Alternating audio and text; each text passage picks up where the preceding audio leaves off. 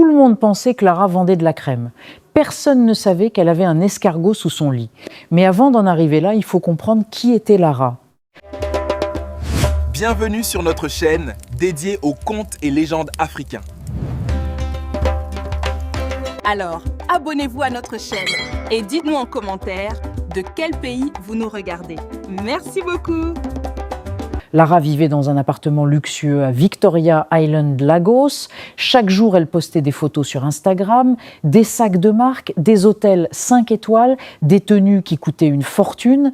Ses abonnés lui écrivaient sans arrêt « Je veux être comme toi.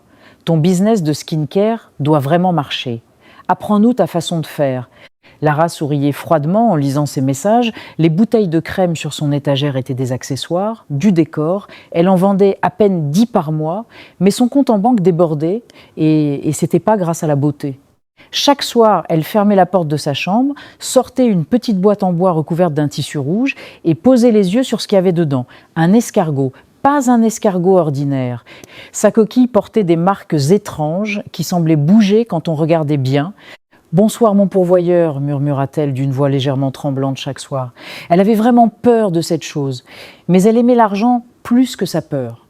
Son téléphone sonna. C'était le chef Emeka, un homme de pétrole d'Abuja. « Lara, ma chérie, je t'envoie 2 millions de Naira là maintenant, juste parce que je pense à toi. Merci, chef. Tu es trop généreux. » Elle raccrocha. Son compte bipa. 2 millions, comme ça. Le chef Emeka ne se souviendrait même pas de l'avoir appelé 10 minutes plus tard. C'était comme ça que l'escargot fonctionnait. Loin de là, dans un quartier poussiéreux appelé River Bay, Calice et Joy essayaient de survivre une journée de plus. Calice tenait un plateau de sachets d'eau sur la tête, Joy portait des bouteilles de Coca-Cola. Elles se penchèrent toutes les deux sur le téléphone fissuré de Joy. Lara encore, cette fois dans un Range Rover avec des lunettes de soleil qui coûtaient probablement plus cher que leur loyer annuel. « Cette fille vit trop bien », dit Joy, sa voix pleine d'envie et de douleur. « Chaque jour designer, chaque jour voyage, et nous on est là à vendre de l'eau comme des esclaves. » « Combien on a fait aujourd'hui » demanda Joy. Calice compta les billets froissés dans sa poche, 6 cents Naira après le transport et l'achat des sachets, et notre loyer c'est 20 000 Naira. Il reste 5 jours. Joy regarda encore la photo de Lara. Une idée vint dans sa tête, une idée désespérée. Et si on lui envoyait un message, on prétend qu'on veut acheter sa crème. Quand on arrive chez elle, on la supplie de nous montrer le chemin. Calice rit amèrement. Tu crois qu'elle va aider des pauvres gens comme nous? Qu'est-ce qu'on a à perdre? On est déjà en train de perdre. Ce soir-là, Joy tapa un message. « Bonsoir Ma, j'aime vos produits de beauté, je veux en acheter, je peux venir vous voir. » Elle attendit 2 heures, rien. Puis le téléphone bipa. « Bien sûr ma chérie, viens demain à 2 heures, je t'envoie mon adresse. » Le lendemain, elles arrivèrent à l'immeuble de Lara. Le gardien regarda leurs vêtements usés avec méfiance. Lara apparut dans une robe de soie. « Alors vous voulez acheter mes produits ?» Les 2 filles tombèrent à genoux ensemble. « On ne vient pas acheter. On vient vous supplier, montrez-nous comment vous faites, on souffre, notre propriétaire va nous mettre dehors, on vend de l'eau toute la journée et on ne peut même pas payer notre loyer. S'il vous plaît, sœur, aidez-nous, on est de votre âge. » Le visage de Lara devint froid. « Dehors, sortez de chez moi maintenant, vous êtes folle. » La porte claqua. Mais Lara resta seule dans son appartement avec une voix dans sa tête. La voix du vieux guérisseur qui lui avait donné l'escargot 3 ans plus tôt. « Quand ton temps approche, tu dois amener de nouvelles recrues, de jeunes filles désespérées. Sinon, l'escargot reprendra ce qu'il est dû. » Lara se sentait fatiguée depuis quelques semaines.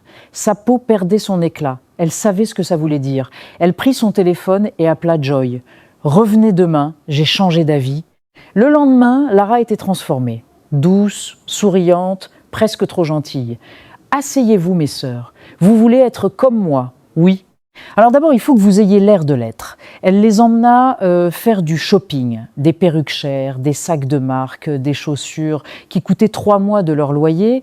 Calice et Joy se croyaient dans un rêve. « Mais Ma, comment on va vous rembourser ?» demanda Joy. Lara rit. « Là où on va, l'argent n'est pas un problème, mais vous devez promettre une chose, vous faites exactement ce que je dis, sans question, sans peur, vous êtes prête. » Elles hochèrent la tête. Aveuglées par la promesse, Elles voyagèrent 6 heures jusqu'à un village reculé dans le Delta State. Le sanctuaire du vieux guérisseur était une petite hutte entourée de sculptures étranges et d'encens qui brûlaient. Un vieil homme avec des marques tribales sur tout le visage était assis sur une peau d'animal. Ses yeux étaient complètement blancs. « Tu les as amenés, dit-il à Lara. Sa voix ressemblait à des feuilles sèches qu'on écrase. Il sortit 2 escargots d'un pot en terre cuite, les mêmes marques étranges sur les coquilles. Il expliqua les règles. Vous léchez l'escargot avant de parler à un homme riche. Il vous donnera tout ce que vous demandez. Mais vous le nourrissez tous les 3 jours. Vous ne le laissez jamais mourir ni s'échapper. Sinon, c'est vous qui prenez sa place. » Joie secoua la tête. « Non, c'est du fétichisme. On ne peut pas faire ça. » Mais Calice pensait à sa mère malade au village, à ses frères et sœurs qui avaient quitté l'école faute d'argent, à 20 ans de souffrance. « Je le fais », dit-elle doucement. Joy regarda ses chaussures usées, son téléphone fissuré, elle ferma les yeux. « Moi aussi », murmura-t-elle. La transformation fut immédiate. Leur premier rendez-vous fut avec un sénateur à Abuja. Dans les toilettes de l'hôtel, elles léchèrent leurs escargots. Le goût était horrible. Des œufs pourris mélangés à du métal. Mais elles se forcèrent. Quand elles entrèrent dans la suite, le sénateur sourit comme une marionnette. « Belle fille, qu'est-ce que vous voulez ? » « On veut 10 000 $ chacune. »« Fait. Je transfère maintenant. » Dehors, Calice et Joy vérifièrent leur compte et crièrent « L'argent était là, de vrais dollars américains. » Au cours des mois suivants, elles rencontrèrent des politiciens, des hommes d'affaires, des gens riches. Chacun leur donnait de l'argent, des voitures, des bijoux, des maisons. Calice acheta une maison pour sa famille au village. Ses frères et sœurs retournèrent à l'école. Joy eut un appartement à Lekki et une Mercedes neuve. Les escargots restaient dans leur boîte, parfois nourris, parfois oubliés, mais toujours là, toujours qui regardaient. Puis Lara appela un soir, paniquée. « Joy, je suis en danger, j'ai pris de l'argent à la mauvaise personne, ses fils me cherchent, je dois disparaître, dis à Calice de faire attention. » L'escargot réclame toujours son dû, toujours. Lara ne fut plus jamais vue, ni par la police, ni par les enquêteurs privés. Elle disparut comme de la fumée. Calice et Joy se dirent que Lara dramatisait. Elles se dirent qu'elles étaient bien plus intelligentes, qu'elles pouvaient arrêter quand elles voulaient, sans aucun problème. Puis elles revinrent d'un voyage à Dubaï et oublièrent de nourrir leurs escargots pendant 4 jours. Quand Joy ouvrit sa boîte, elle était vide. Calice ouvrit la sienne, vide aussi. Les escargots s'étaient enfuis. Cette nuit-là, Joy commença à sentir quelque chose d'étrange. Sa tête bougeait lentement, très lentement, de gauche à droite, comme une chose qui cherche. Les médecins ne trouvèrent rien, ni les docteurs locaux, ni les étrangers.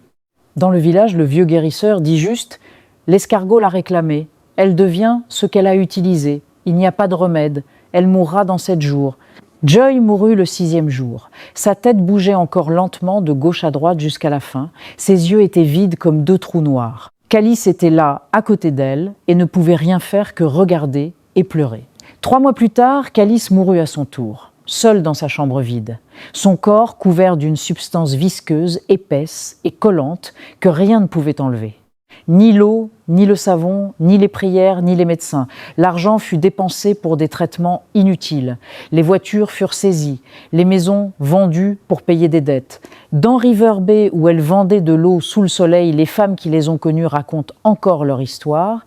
Elle la raconte aux jeunes filles qui regardent des influenceuses sur leur téléphone le soir et rêvent de cette vie-là. Tu vois, cette fille qui poste des sacs de marque et des voyages chaque jour. Demande-lui d'où vient vraiment tout cet argent. Parce que certaines richesses ne s'expliquent vraiment pas avec des mots simples.